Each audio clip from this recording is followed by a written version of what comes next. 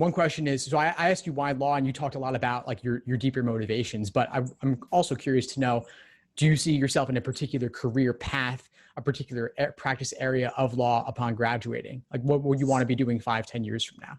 So right now I'm going in pretty open-minded. I wanted to do public interest law at first and be the next Brian Stevenson and take that to a whole nother level, right?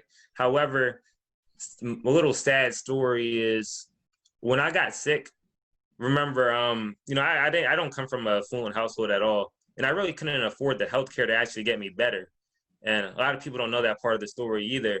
So my dad actually had to choose between pushing back the mortgage and buying me food, not pushing back the mortgage and getting me healthcare, just pushing back the mortgage just to buy me food.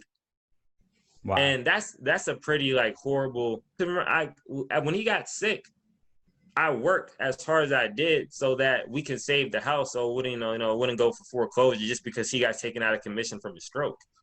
So literally, when I got sick, it was like everything I did was potentially for nothing, and we're about we might lose this house. We didn't, by the way, but we might lose this house because I got sick. So with that being said, I just told myself I'll always give back to communities. I will always do pro bono work.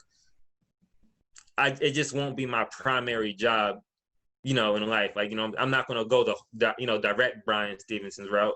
So I'm going in with the open mind, and maybe I will go back to the sports world. Maybe, big law. Just gotta find my niche right now. Yeah. Well, it's good to go in open-minded. A lot of things could change over the next few years, but I see that your heart's in the right place. At the same time, just due to the financial situation in this country in particular, there's a lot of things that aren't taken care of, like basic necessities are not guaranteed. And so given what you've been through, given how you've had to struggle and work and for your family too, it makes sense. You got to make sure that everybody's taken care of, especially if a medical thing comes up like happened to you. 100%. And, that stuff happens so spontaneously. You have to be ready for it whenever it pops up. Yeah. And then in this world, even if it doesn't happen to you directly, it could happen to somebody you know.